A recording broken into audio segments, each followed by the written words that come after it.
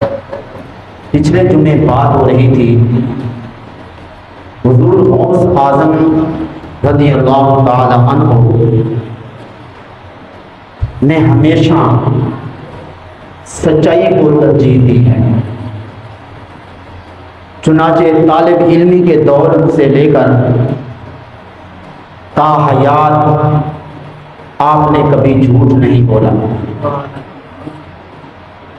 تو اس سے ہمیں سبق ملتا ہے ہم بھی کبھی جھوٹ نہ بولیں، کیونکہ اللہ پاک نے ارشاد فرمایا یا ایھا الذین آمنوا اتقوا اللہ وکونوا مع الصادقین، اے ایمان والو تم اللہ تعالیٰ سے ڈرو اور تم سچوں کے ساتھ ہو جاؤ۔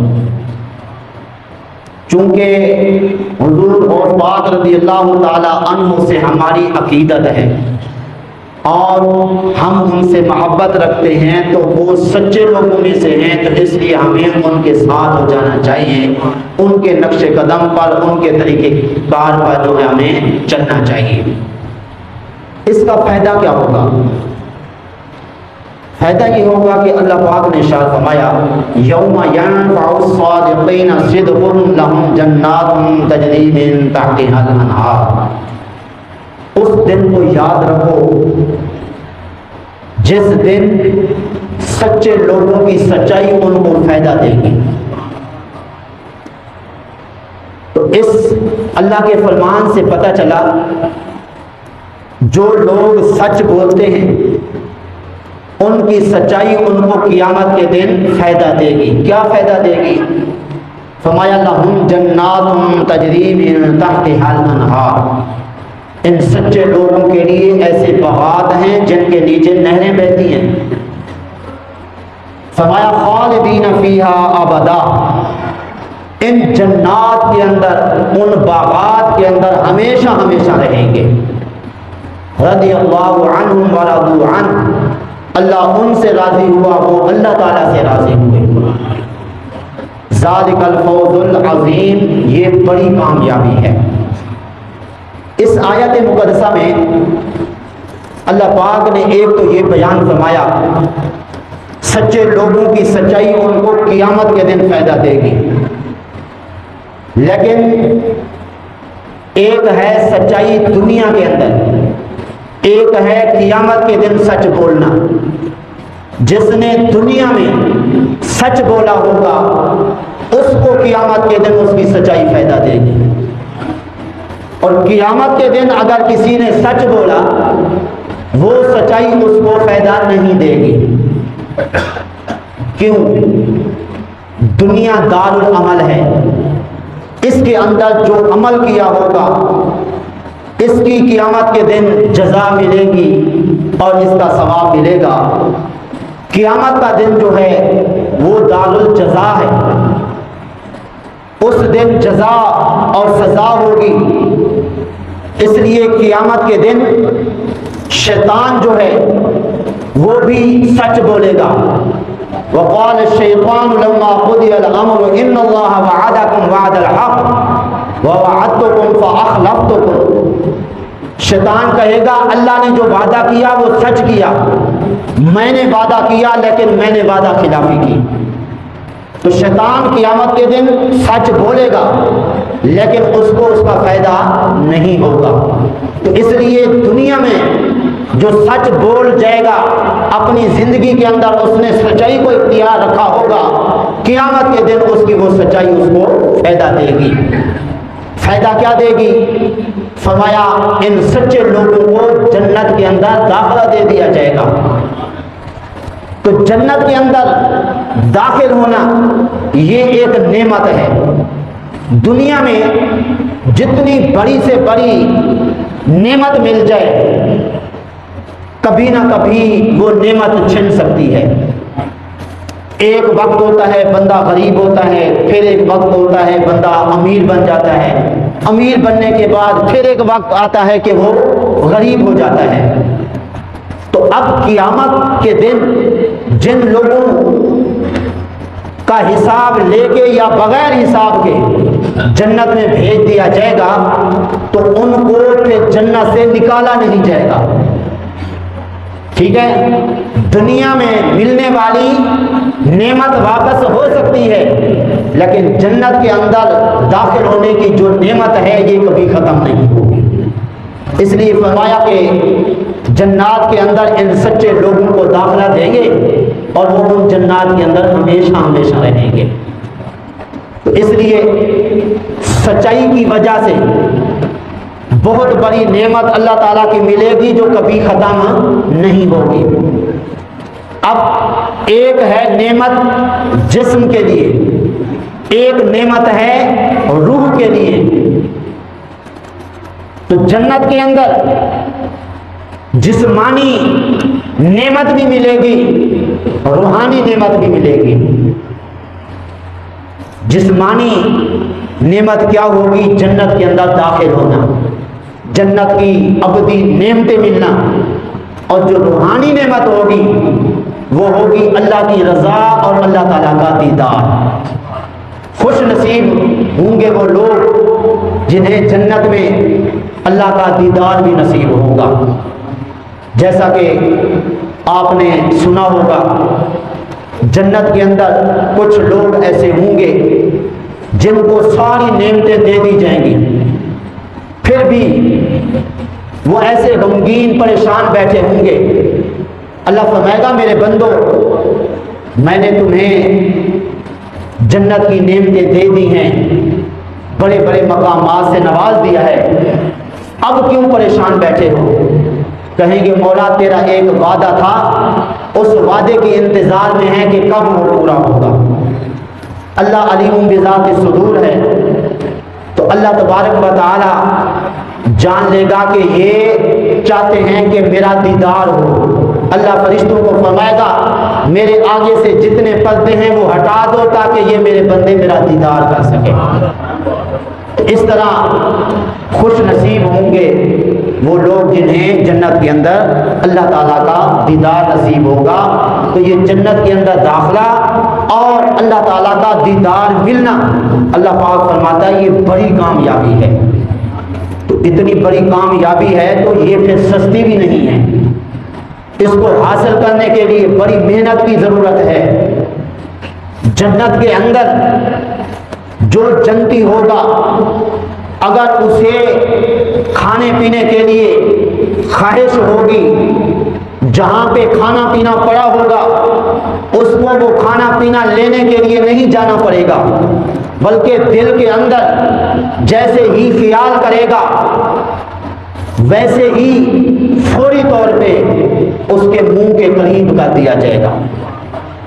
دانیاتن اللہ ارشاد فرماتا ہے کہ وہ نعمتیں بالکل قریب ہوں گی، یہاں تک کہ اگر پرندہ اڑتا ہوا دیکھے گا اس کا جی چاہے گا کہ یہ بھنا ہوا میرے پاس پہنچے. زیادہ دیر نہیں لگے گی، بھنا ہوا وہ پرندہ اس کے پاس پہنچ جائے گا اور وہ اس کو تناول کر لے گا. یہ بھی یاد رکھیے جنت کوئی چھوٹی موٹی نہیں ہے. جو ادنا درجے کا جنتی ہوگا، ادنا درجے کا یعنی کم از کم جس کا درجہ ہوگا وہ 1000 سال کی مسافت سے چیزوں کو دیکھ لے گا. اگر اللہ تعالیٰ نے اس کو بڑے بڑے مراتب سے نوازا ہوگا، وہ 1000 سال کی مسافت پر وہ اگر وہ مراتب اور خادم ہیں یا حورے ہیں 1000 سال کی مسافت پر بھی ہوں گے تو وہیں پہ جب بیٹھا دیکھے گا وہ ایسے ان کو دیکھے گا جیسے قریب والے کو دیکھ رہا ہے. تو اتنا اللہ پاک جنت کے اندر ادنا درجے والے کو طاقت عطا فرمائے گا دیکھنے کی. جو پھر اعلیٰ مرتبے پر فیض ہوگا اس کو تو سبحان اللہ نہ جانے کہ کیا کیا اللہ پاک اپنی رحمت سے مقامات سے نوازے گا. تو بہرحال یہ جو لوگ کہتے ہیں جی ٹھیک ہے اللہ نے بنائی ہے جنت، بنائی ہی ہمارے لیے ہے، ہم نہیں جائیں گے تو کون جائے گا، یاد رکھیے یہ ایک ٹھٹھا مذاق ہے. ٹھیک ہے نا؟ اگر سونے کے زیور ضرورت ہو نا ان کو بھی لینے کے لیے پہلے محنت کرنی پڑتی ہے. محنت کرنی پڑتی ہے کہ نہیں؟ اگر پیسے موجود بھی ہوں پھر بھی بازار میں دکان والے کے پاس جانا پڑتا ہے اور محنت کر کے وہ بندہ لے آتا ہے، تو یہ جنت جو ہے یہ اتنی سستی نہیں ہے جتنی ہم نے سمجھ رکھی ہے۔ اگر کسی کو سست نماز نہ پڑھتا ہوا کوئی دیکھتا ہے، اچھا جی یہ مولوی ہیں، یہ فلاں ہیں، یہ دیکھیں نماز نہیں پڑھتے یا فلاں اچھے اچھے کام نہیں کرتے، اگر یہ جنت میں جائیں گے تو ہم پہلے جنت میں چلے جائیں گے، ایسی باتیں بھی کرتے ہیں۔ یاد رکھیے ایسی گفتگو کفار کا طریقہ ہے۔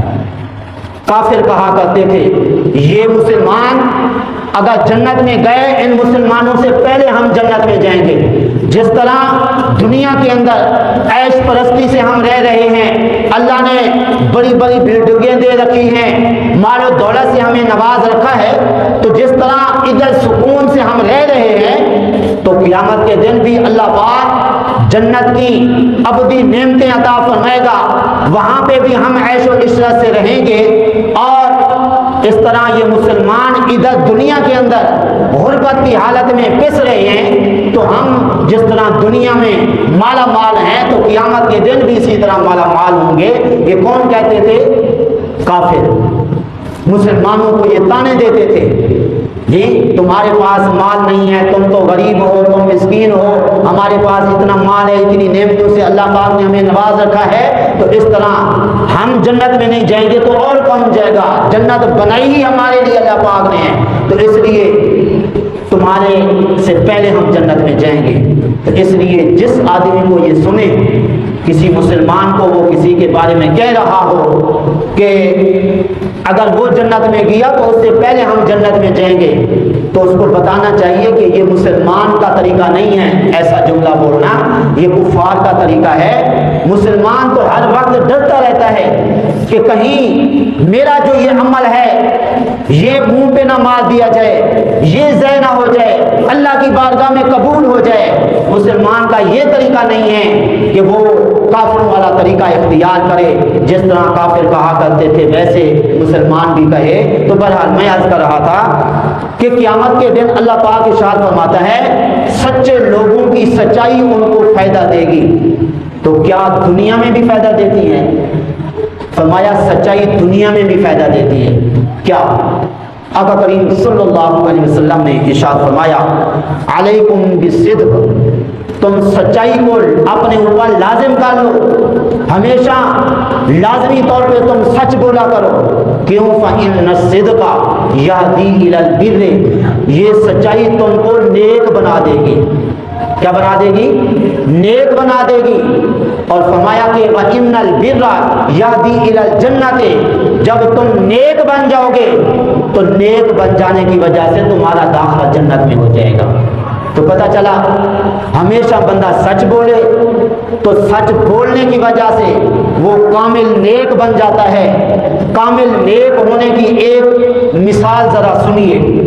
حضرت جنید بغدادی علیہ الرحمت، جن کا نام آپ نے پہلے سن رکھا ہے، ان کی عظمت و شان بھی آپ نے بارہا سن رکھی ہے، وہ ایک دن فرماتے ہیں کہ میں نے دل میں سوچا کہ شہر کی عبادت وہ تو میں نے کر ہی لی ہے، اب ذرا دیہات میں جا کے جنگلوں میں جا کے اللہ کی عبادت کر کے ذرا مزہ چکھیں کہ وہاں کی عبادت سے کتنا سکون ملتا ہے، کتنی راحت ملتی ہے۔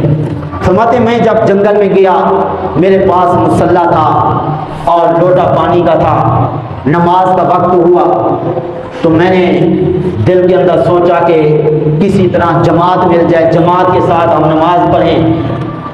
تو کہتے ہیں کہ ایک آدمی کو میں نے دیکھا جس نے لکڑیوں کی گٹھی اٹھا رکھی تھی۔ میں اس کے پاس گیا، میں نے کہا بھائی یہ لکڑیاں رکھ دو، یہ میرے پاس پانی ہے، تم اس سے وضو کرو، وضو کرنے کے بعد ہم جماعت کے ساتھ نماز پڑھیں گے۔ اس اللہ کے بندے نے کہا کہ تم یہی سمجھتے ہو کہ میں بے وضو پھرتا ہوں زمین کے اوپر؟ کہنے لگے کہ میں جب بھی وضو ٹوٹتا ہے تو فوری طور پہ وضو کر لیتا ہوں، میں زمین پر بے وضو نہیں چلا کرتا۔ اس لیے آپ کے مجھے پانی دینے کی ضرورت نہیں ہے، البتہ جماعت کے ساتھ نماز پڑھنے کا شوق ہے تو ہم نماز پڑھ لیتے ہیں۔ تو میں نے کہا ٹھیک ہے۔ پھر میں نے ان سے کہا چونکہ آپ زیادہ نیک ہیں، آپ بے وضو زمین پر نہیں چلا کرتے، اللہ پاک نے بہت بڑے مقام سے آپ کو نواز رکھا ہے کہ اس سے بڑھ کر اور کیا نیکی ہو سکتی ہے کہ آپ اللہ کی زمین پر بے وضو نہیں چلتے، اس لیے آپ ہی ہمیں پھر نماز پڑھیں، میں آپ کے پیچھے جی اقتدا کروں گا، آپ کے پیچھے نماز پڑھوں گا کیونکہ آپ زیادہ نیک ہیں میرے سے۔ انہوں نے نماز پڑھانی شروع کی۔ نماز پڑھانے کے دوران انہوں نے کچھ سجدے اتنے لمبے کیے کہ میں تھک گیا، کچھ اتنے جلدی سجدے کیے کہ میں 3 مرتبہ جو ہے وہ تسبیح بھی نہیں پڑھ سکا، کیونکہ 3 مرتبہ سجدے میں رکوع میں تسبیح پڑھنا کیا ہے؟ سنت ہے۔ اس سے زیادہ پڑھیں گے تو مستحب پر عمل ہوگا، لیکن کم از کم سنت کتنا ہے؟ 3 مرتبہ جی سبحان ربی العظیم رکوع کے اندر، سبحان ربی الاعلیٰ سجدے کے اندر، یہ 3 مرتبہ پڑھنا کیا ہے؟ سنت ہے۔ تو فرماتے ہیں کہ انہوں نے کچھ سجدے لمبے کیے، کچھ مختصر کیے۔ نماز ہی کے اندر میرے دل میں خیال آیا کہ یہ تو کہتے تھے کہ میں زمین پہ بے وضو نہیں چلا کرتا، میں نے تو ان کو بہت بڑا مرتبے والا سمجھا، لیکن حقیقت یہ ہے کہ ابھی ان کو تو امامت کرانے کا بھی پتہ نہیں ہے، امامت کرانے کے مسائل بھی نہیں آتے ہیں۔ کم از کم ان کو دیکھنا چاہیے تھا کہ میرے پیچھے جو مقتدی ہے وہ کیسا ہے، کہ وہ بیمار تو نہیں ہے، کوئی مریض تو نہیں ہے اور کوئی جلدی میں تو نہیں ہے۔ انہوں نے تو میرا خیال ہی نہیں کیا، اتنے لمبے سجدے پھر مختصر، جی تو یہ کیسا امام ہے؟ تو بعض اوقات ہمارے ذہن میں بھی آج کل ایسا آ جاتا ہے کہ جی دیکھیں کیسا خطیب ہے، کیسا مولوی ہے، 2 بجے کا ٹائم رکھا ہوا ہے، یہ جناب تقریر اتنی دیر سے چھوڑی کہ اب 2، 5، 10 منٹ ہو گئے، جی اس طرح کے خیالات آتے رہتے ہیں۔ لیکن ہمیں کیا کرنا چاہیے؟ ہمیں یہ کرنا چاہیے کہ جو بھی خطیب ہو، جو بھی تقریر کرنے والا ہو، یہ سمجھیں کہ اگر یہ کوئی 2-4 منٹ گفتگو زیادہ اس نے کر دی ہے تو یہ ہماری رہنمائی کے لیے، ہمارے فائدے کے لیے، کہ ایک مسئلہ سمجھنے پر اللہ پاک 1000 سے بھی زیادہ نفل کا ثواب عطا فرماتا ہے۔ اب دیکھیں فائدہ ہے یا نہیں ہے جی؟ تو جو مولوی صاحب اگر 2 منٹ 4 منٹ اوپر لے جا رہا ہے تقریر کرتے ہوئے تو اس میں ہمارا فائدہ ہے یا نقصان ہے؟ فائدہ ہے نا۔ تو اس لیے اس فائدہ کو پیش نظر رکھ کے اپنے دلوں کو پاک رکھنا چاہیے۔ بعض اوقات دل کے اندر اگر اناد، کوئی ناراضگی رکھیں گے اس صورت میں نقصان ہوگا۔ تو بہرحال اگر امام کے بارے میں یہ ہو کہ امام لمبے سجدے کر رہا ہے، رکوع لمبے کر رہا ہے، قیام لمبے کر رہا ہے، تو یہ نیت کر کے کہ آقا کریم صلی اللہ علیہ وسلم نے تو یہ فرمایا ہے کہ تم جو ہے مقتدیوں کو، نمازیوں کو دیکھ کر اپنی نماز لمبی اور مختصر کیا کرو، تو اس مولوی صاحب نے اتنی جلدی کیوں کر لی ہے جو کہ سنت کے خلاف ہے؟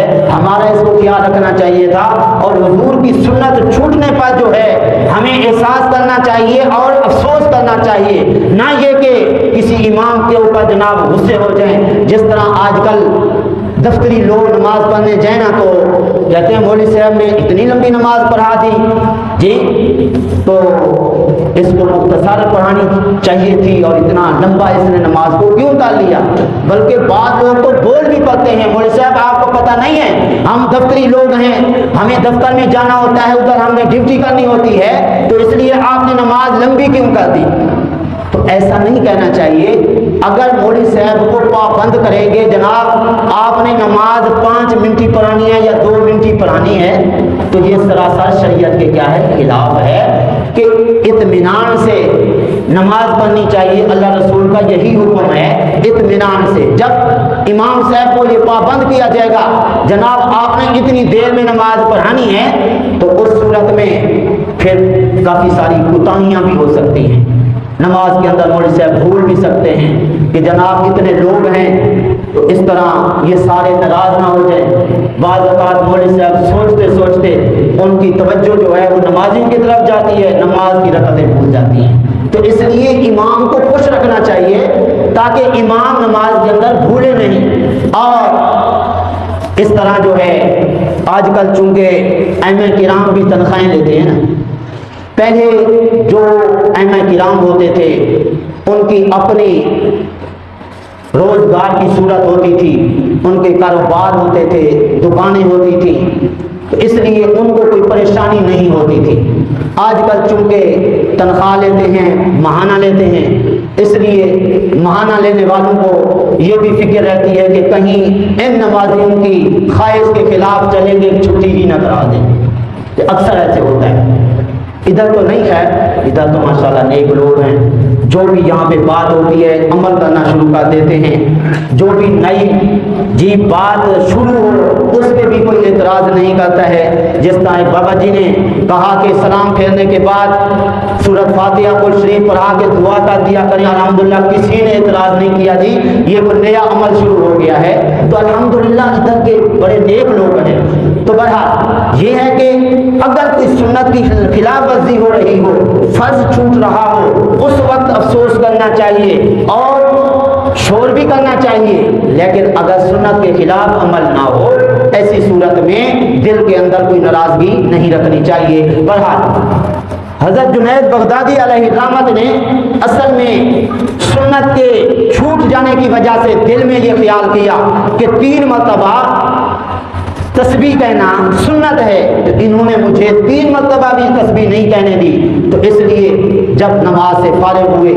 تو کہا قبلہ آپ تو کہتے تھے میں زمین پہ کبھی بغیر وضو کے نہیں چلا، آپ نے اپنی پرہیزگاری تقویٰ تو اتنا بڑا بیان فرمایا، لیکن آپ کو ابھی امامت کرنے کا پتہ نہیں ہے، کم از کم آپ کو چاہیے تھا۔ آقا کریم صلی اللہ علیہ وسلم نے فرمایا کہ تم نماز پڑھاتے ہوئے نمازیوں کا خیال رکھا کرو، ان کا لحاظ کیا کرو۔ اگر ایک آدمی بیمار ہے، 99 لوگ کہتے ہیں مولوی صاحب آپ نے جی آپ کی آواز بڑی خوبصورت ہے، ہم چاہتے ہیں کہ آپ نماز کے اندر لمبی قرات کیا کریں، ٹھیک ہے تو ہمیں بڑا سکون ملتا ہے۔ اب امام کو کیا چاہیے کہ وہ 99 لوگوں کی سنے یا اس بیمار آدمی کا لحاظ کرے؟ کیا کرنا چاہیے اسے؟ بیمار آدمی کا خیال رکھنا چاہیے، کیونکہ آپ صلی اللہ علیہ وسلم نے فرمایا بیماروں کی اور جلدی میں جو لوگ ہیں ان کا تم لحاظ کرو، تو سنت یہی ہے۔ تو اس طرح فرمایا کہ جب یہ سنت ہے تو آپ نے جناب یہ کیا کیا، کچھ سجدے لمبے کیے میں تھک گیا، اور کچھ اتنے مختصر کیے میں تسبیح جو ہے وہ پوری نہیں پڑھ سکا، تو فرمایا کہ اس میں ایک حکمت تھی میں وہ بتا نہیں سکتا۔ کہا نہیں آپ کو بتانی پڑے گی، ورنہ میرے دل کے اندر کیا کیا وسوسے آ سکتے ہیں۔ تو آخرکار اس اللہ کے بندے نے بتایا میں نے سجدے لمبے اور مختصر کیوں کیے۔ فرمایا کہ جب اللہ پاک کی طرف سے مجھے جلدی جواب مل گیا تیرا سجدہ قبول ہے، تو میں نے اس وقت جلدی سے سر اٹھا لیا، اور جب مجھے اللہ پاک کی طرف سے جواب دیر سے ملا تو اس لیے میں نے سجدہ لمبا کر لیا۔ تو یہ سن کر حیران ہوئے، پھر فرمایا بتاؤ اتنا بڑا مقام اور مرتبہ تمہیں کیسے ملا ہے کہ تم سجدہ کرتے ہو جب تک تمہیں جواب نہیں ملتا تم سجدے سے سر نہیں اٹھاتے ہو؟ تو اس اللہ تعالیٰ کے بندے اس اللہ کے ولی نے بتایا مجھے اللہ پاک نے یہ مقام اور مرتبہ ایک عمل سے دیا ہے، وہ جو میں کیا کرتا ہوں وہ کیا عمل ہے؟ فرمایا زندگی میں کبھی میں نے جھوٹ نہیں بولا، زندگی میں کبھی میں نے جھوٹ نہیں بولا، کبھی حرام نہیں کھایا، حرام نہ کھانے اور جھوٹ سے بچنے کی برکت سے اللہ پاک نے مجھے یہ مقام مرتبہ عطا فرمایا کہ جب بھی میں نماز پڑھتا ہوں سجدہ کرتا ہوں اللہ پاک کی طرف سے جب تک جواب نہیں ملتا تیرا سجدہ قبول ہے میں سجدے سے نہیں اٹھاتا ہوں۔ تو پتہ چلا دنیا میں بھی سچائی کا فائدہ ہوتا ہے کہ بندہ سچ بولتا رہے، اس سچائی کی برکت سے اللہ ایسے مقام پر فیض فرما دیتا ہے کہ جب وہ عبادت کرتا ہے، نماز پڑھتا ہے، رکوع کرتا ہے، سجدے کرتا ہے، اللہ کی طرف سے جب تک جواب نہیں ملتا قبول ہے تو اس وقت تک وہ جی اپنی اس عبادت کو چھوڑتا نہیں ہے۔ حدیث پاک کی روشنی میں بھی سن لیجئے، آقا کریم صلی اللہ علیہ وسلم نے ارشاد فرمایا، جس آدمی کا جی چاہتا ہو کہ سامنے سے گزرنے والی غیر عورت کو دیکھتا رہے، لیکن اللہ کے خوف سے وہ اپنی نظریں ہٹا لے کہ اللہ پاک نے منع کیا ہے غیر عورت کو دیکھنے سے، تو وہ اللہ کے خوف سے اپنی نظریں ہٹا لے، آقا کریم صلی اللہ علیہ وسلم ارشاد فرماتے ہیں ایسے بندے کو اللہ پاک نماز کے اندر لذت عطا فرماتا ہے، اس کو راحت نصیب ہوتی ہے، اس کا دل کرتا ہے کہ بس نماز پڑھتا ہی رہے اور نماز سے وہ فارغ بھی نہ ہو اور ہر وقت وہ اللہ تعالیٰ کے حضور قیام میں کھڑا رہے، رکوع میں کھڑا رہے، سجدے میں کھڑا رہے۔ تو اس لیے اگر کوئی بندہ جی اللہ کے حکم پر عمل کرے گا، غیر عورت کو نہیں دیکھے گا، تو وہ سچا آدمی ہوگا، اور جو غیر عورت کو دیکھے گا وہ جھوٹا ہوگا۔ تو اس لیے غیر عورت کو دیکھنے سے جب بچ رہا ہے، وہ سچ بول رہا ہے، تو اس طرح جب سچا ہوگا وہ آدمی، اس کو عبادت کے اندر لذت نصیب ہوگی، اور اس کے اس سچ بولنے اور سچائی پر استقامت اختیار کرنے کی وجہ سے صرف اس کو خود کو فائدہ نہیں ہوگا، بلکہ اس کی صحبت میں جو بیٹھ جائے گا، اس کی سچائی کی برکت سے اس کی صحبت میں بیٹھنے والے کو بھی کئی فوائد نصیب ہوں گے۔ جس طرح آپ سماعت فرماتے رہتے ہیں، حضور غوث پاک رضی اللہ تعالی عنہ نے ڈاکوؤں کے سامنے سچ بولا، میرے پاس کچھ نقدی موجود ہے، پھر آپ نے نکال کے بھی دے دی۔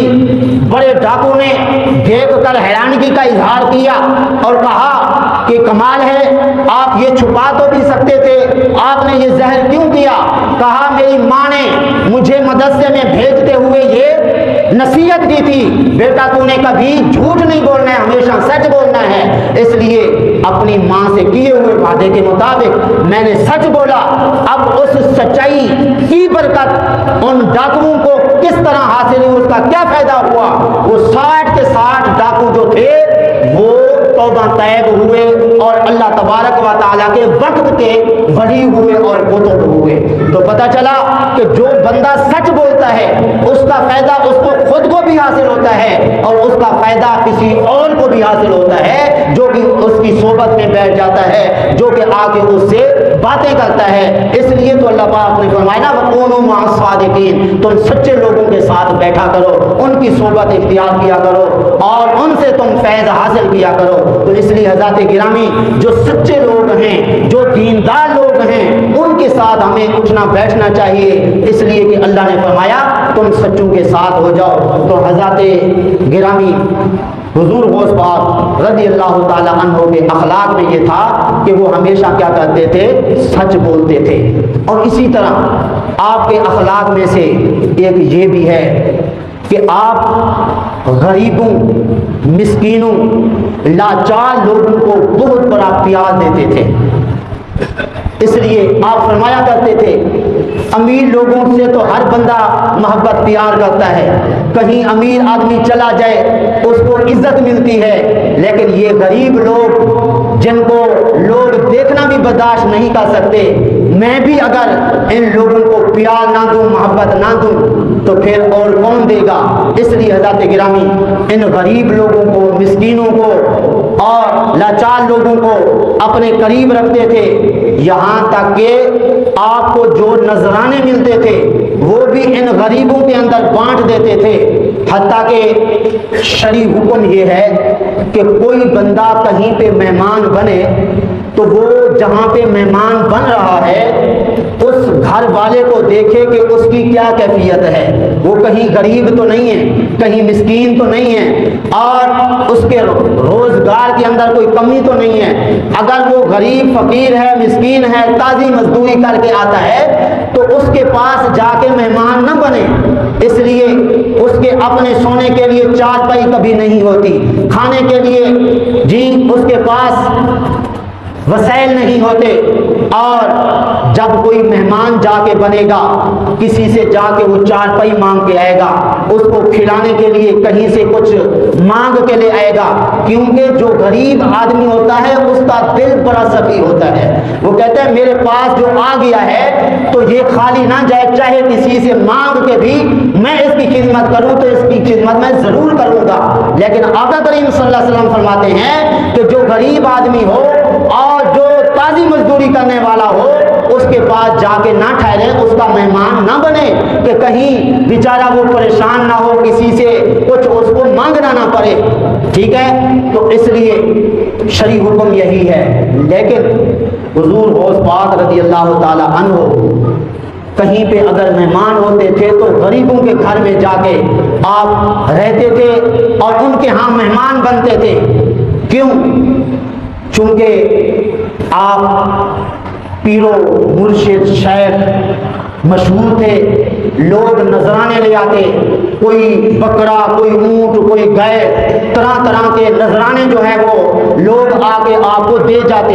यहाँ तक कि सफर में होते लोगों को पता चलता कि हुजूर गौस पाक रज़ी अल्लाह ताला अन्हु यहाँ पे आए हैं, तो वो फौरी तौर पे नजराने लेकर पहुँचते थे।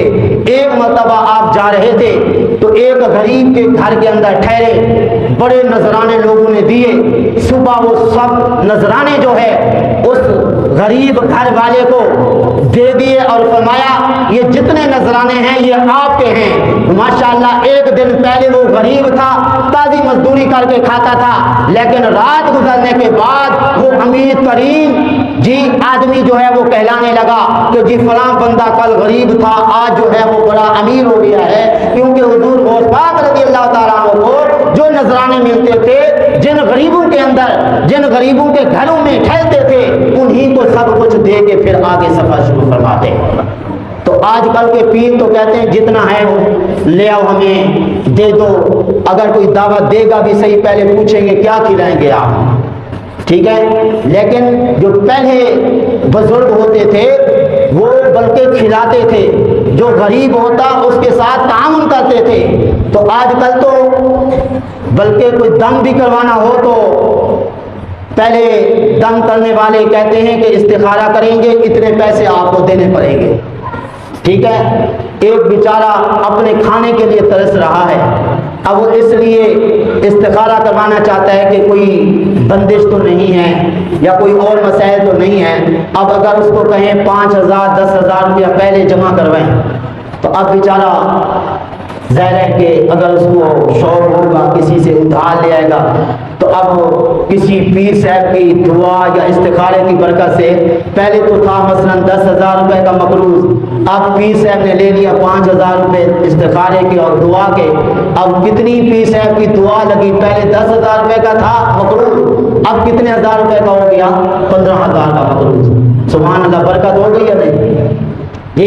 तो इसलिए ऐसे पीरों से बचिए जिनको एहसास नहीं है गरीबों का जी, जो गरीबों को भी देखकर उल्टा कहते हैं पहले इतने पैसे जमा करवाओ और इतना खाना हमारे लिए पकाओ, फिर उसके बाद हम दम करेंगे और तुम्हें बताएंगे कि क्या मसला है। तो इसलिए हज़रत गिरामी हुजूर गौस पाक रज़ी अल्लाह ताला अन्हु के जो नक्शे कदम पर चलता है, असल पीर और कामिल पीर वो है कि आप गरीबों का ख्याल रखते थे, मिस्कीनों का ख्याल रखते थे। यहाँ तक कि एक मर्तबा एक गरीब आदमी आपके पास आया, बड़ा परेशान और गमगीन था, तो हुजूर गौस पाक रज़ी अल्लाह ताला अन्हु ने पूछा क्या वजह है, क्यों परेशान हो।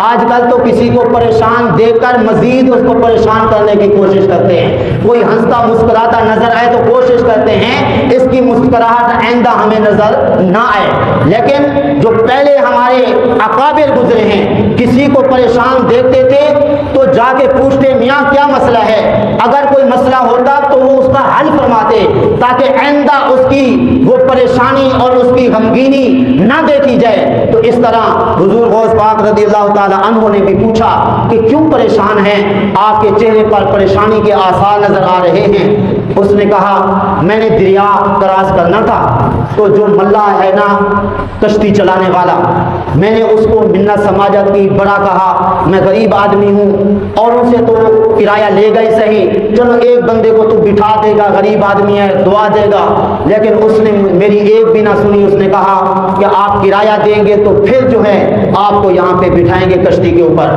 تو اس لیے پریشانی ہے، میں نے دریا کراس کرنا ہے۔ تو حضور غوث پاک رضی اللہ تعالیٰ عنہ فرماتے ہیں اس وقت میرے پاس کچھ نہ تھا، اللہ کی بارگاہ میں دعا کی، اے اللہ یہ تیرا پریشان بندہ میرے پاس آیا ہے، اس کا کوئی اہتمام ہو جائے۔ تو تھوڑی دیر گزری، ایک بندہ اشرفیوں کی تھیلی لے کے آیا، وہ تھیلی اشرفیوں والی ساری کی ساری اس فقیر کو دی، فرمایا جا اس ملا کو کہے تیرا کرایہ بھی کاٹ لے، اور آئندہ کوئی فقیر مسکین یہاں سے کشتی پر سوار ہو کے دریا کراس کرنا چاہے تو پہلے سے یہ پیسے اپنے پاس رکھ لے، اور آئندہ کوئی بھی فقیر ہے تو اس سے کرایہ لیے بغیر اسے کشتی پہ بٹھا کے دریا جو ہے وہ کراس کر دینا۔ سبحان اللہ، یہ ہیں حضور غوث پاک رضی اللہ تعالیٰ عنہ جو اتنے سخی تھے، آنے والا نذرانہ اپنے پاس نہیں رکھتے تھے بلکہ غریبوں اور مسکینوں کا خاص خیال رکھتے تھے۔ تو اس لیے حضرات گرامی، اس میں ان لوگوں کے لیے جو مال و دولت والے ہیں، جو امیر ہیں، سبق ہے۔